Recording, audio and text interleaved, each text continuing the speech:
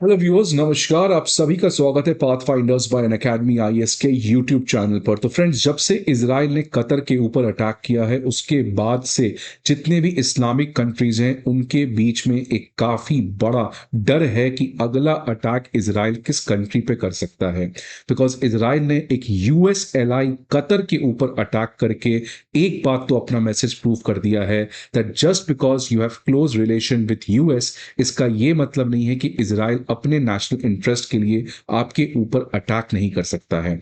और इस इजराइल के द्वारा किए गए मेजर एस्केलेशन के बाद आज तमाम तरीके के जियोपॉलिटिकल अलायंसेस, जियोपॉलिटिकल एलिजियंसेस यहां पर बनते हुए दिख रहा है फ्रेंड्स। और उसी के बीच में एक बहुत ही बड़ी मेजर डेवलपमेंट मिडिल ईस्ट में देखने को मिल रही है, जहां पर भारत का एक नेबर पाकिस्तान और सऊदी अरेबिया, जो भारत का एक बहुत ही इंपॉर्टेंट पार्टनर है मिडिल ईस्ट में, इन दोनों के बीच में एक म्यूचुअल डिफेंस पैक्ट करके एग्रीमेंट हुआ है।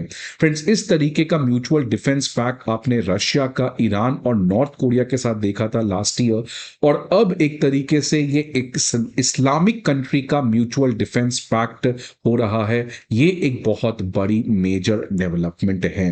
तो देख सकते हैं फ्रेंड्स, न्यूज क्या है कि सऊदी अरेबिया ने न्यूक्लियर आर्म्ड पाकिस्तान के साथ एक formal mutual defence pact sign किया है, जहां पर आने वाले समय में दोनों कंट्री अपने सिक्योरिटी पार्टनरशिप को और काफी ज्यादा स्ट्रेंथन करेंगे। फ्रेंड्स, ऑलरेडी पाकिस्तान जो है वो सऊदी अरेबिया के साथ काफी अच्छा दोस्ती रखता था कोल्ड वॉर में, लेकिन कोल्ड वॉर के बाद जैसे जैसे सऊदी अरेबिया और भारत के बीच में एक इकोनॉमिक पार्टनरशिप बना था, जिसकी वजह से सऊदी अरेबिया का जो एक तरीके का रिलेशन था पाकिस्तान के साथ वो स्टैग्नेट हो चुका था। लेकिन अब फ्रेंड्स, वापस से एक बड़ी टर्न यहां पर देखने को मिल रही है, जहां पर सऊदी अरेबिया ने न्यूक्लियर आर्म पाकिस्तान के साथ इस तरीके का म्यूचुअल डिफेंस पैक्ट किया है।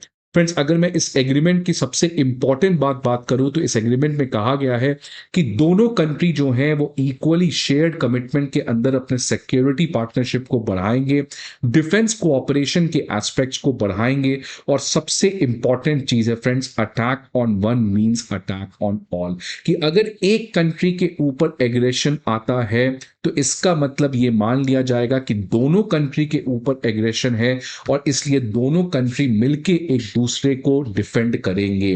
तो फ्रेंड्स, इसका एक मायना हो सकता है कि अगर इजराइल सऊदी पे अटैक करता है, विच मींस कि सऊदी पाकिस्तान कलेक्टिवली इजराइल के ऊपर अटैक करेंगे।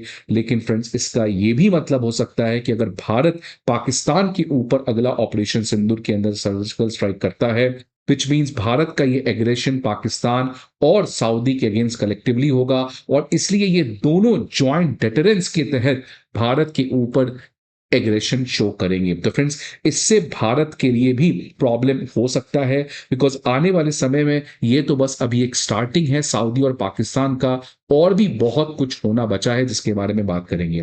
फ्रेंड्स, ये जो डिफेंस पैक्ट हुआ है ये बेसिकली दोनों कंट्री का कहना है ये हिस्टोरिक पार्टनरशिप का नतीजा है, बिकॉज ये दोनों कंट्री हमेशा से स्ट्रेटेजिक इंटरेस्ट को शेयर करते हैं and always they had close defence cooperation. और ये जो एक कॉम्प्रिहेंसिव डिफेंसिव एग्रीमेंट हुआ है, इसमें हर तरीके के मिलिट्री कोऑपरेशन को इसमें एक्सेप्ट किया जाएगा। मतलब फ्रेंड्स, ये भी हो सकता है कि अगर सऊदी के ऊपर कोई न्यूक्लियर अटैक होता है तो it will also be considered as a attack on Pakistan. तो क्या पाकिस्तान भी अपने न्यूक्लियर इंफ्रास्ट्रक्चर को सऊदी के अटैक के अगेंस्ट यूज कर सकता है किसी और कंट्री पे? तो फ्रेंड्स, ये बहुत बड़ा डिफेंस एग्रीमेंट यहां पर होते हुए नजर आ रहा है। और ये इमेज देख सकते हैं फ्रेंड्स, अभी रिसेंटली शहबाज शरीफ जो है वो पाकिस्तान गया है, और वहां पर वो सऊदी क्राउन प्रिंस मोहम्मद बिन सलमान के साथ मिले हैं। और यहां पर देख सकते हैं फ्रेंड्स, इनके जो लीडर हैं असीम मुनीर, ये भी यहां पर दिखते हुए नजर आ रहे हैं। तो फ्रेंड्स, इन्हीं सभी चीजों को आज इस सेशन में हम लोग डिटेल में समझने का प्रयास करेंगे फ्रेंड्स। बट आगे बढ़ने के पहले एक इंपॉर्टेंट इंफॉर्मेशन आप सभी के लिए कि अनअकैडमी आईएएस जो है वो आप सभी के लिए prelims mock test, current affairs, previous magazines और वीकली न्यूज़ एनालिसिस, ये सभी चीज़ों के जो पीडीएफ है, वो आपके सामने लेकर आया है। ये सारे पीडीएफ आपको हमारे दिए गए वीडियो के डिस्क्रिप्शन बॉक्स पर मिलेगा। इसके अलावा अगर आपको किसी भी तरीके की इंफॉर्मेशन चाहिए, आप इस नंबर पर हमें कॉल कर सकते हैं या आप हमारे किसी भी ऑफलाइन सेंटर पर विजिट करके हमारे एजुकेटर्स और मेंटोर्स के साथ one to one guidanceship and mentorship भी अवेल कर सकते हैं। अब देखिए फ्रेंड्स, ये डेवलपमेंट मैंने पहले भी कहा कि आप इसको आइसोलेशन में ना देखें, बिकॉज आपको याद होगा ऑपरेशन सिंदूर के समय भी एक तरीके से ये खबर इस तरीके की आई थी जब उस समय बहुत टेंशन का माहौल था। और दूसरी तरफ आपको पता है फ्रेंड्स, उसके बाद ईरान और इजराइल के बीच में भी काफी बड़ा टेंशन हो गया। तो उस समय पाकिस्तान ने क्या कहा था? ईरान का ये कहना था कि पाकिस्तान जो है वो इजराइल के ऊपर न्यूक्लियर वेपन से अटैक करता करेगा अगर इजराइल ईरान के अगेंस्ट न्यूक्लियर वेपन को यूज करता है। तो फ्रेंड्स, इस न्यूज के आने की वजह से काफी ज्यादा यहां पर जियोपॉलिटिक्स में टेंशंस आते हुए दिख रहे थे। उसके बाद पाकिस्तान और ईरान ने कह दिया नहीं नहीं, ये तो झूठ है, ये तो मजाक है। लेकिन फिर झूठ ऐसे ही नहीं फैलता, उसमें कुछ तो आर्ग्यूमेंट होता है। और यही चीज है कि उस समय पाकिस्तान ने एक तरीके से ये चीज सोचा था करने को, बिकॉज पाकिस्तान हमेशा से एक इस्लामिक सॉलिडारिटी चाहता है जिसके अंदर वो भारत और इजराइल के कंट्री जैसे कंट्रीज को टारगेट कर सके। तो फ्रेंड्स, पहले भी पाकिस्तान ने ईरान के साथ एक तरीके का म्यूचुअल डिफेंस पैक्ट को लेकर बातचीत किया था। और अब जैसे ही इजराइल ने कतर के ऊपर अटैक किया है, तो एक पैन अरेबिक इस्लामिक वर्ल्ड में सॉलिडारिटी देखने को मिला है। और वही चीज आप देख सकते हैं, हिस्टोरिक अरब इस्लामिक लीडर समिट को होस्ट किया सऊदी क्राउन प्रिंस मोहम्मद बिन सलमान ने।